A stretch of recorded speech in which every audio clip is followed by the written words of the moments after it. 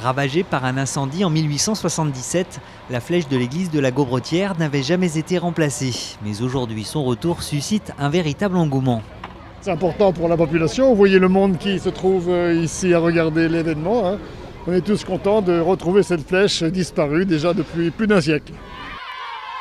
Même les écoles de la commune avaient fait le déplacement pour immortaliser cet événement.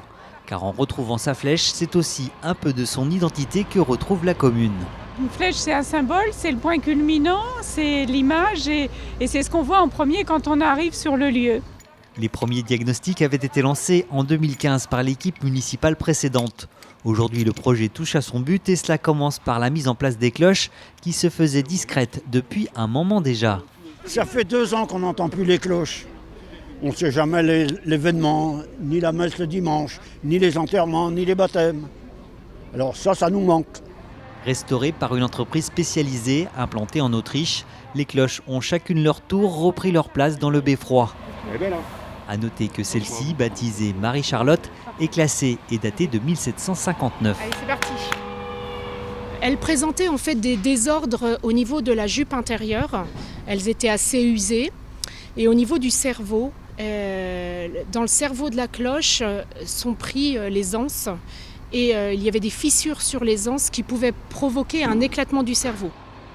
Avec respectivement 300, 500 et 700 kilos, la manœuvre est impressionnante. Mais le clou du spectacle est bien entendu la levée de cette flèche qui affiche 16 mètres de long.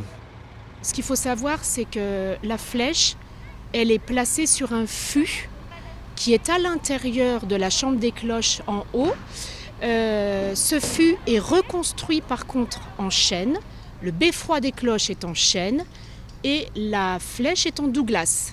Et donc c'est une construction contemporaine mais qui redonne la forme à la flèche initiale. En plus de la couverture, des travaux de restauration intérieure-extérieure sur la partie 19e vont être lancés. Plusieurs années seront nécessaires pour venir à bout de ce chantier. Les cloches, elles, devraient résonner à nouveau sur la commune dès l'automne prochain.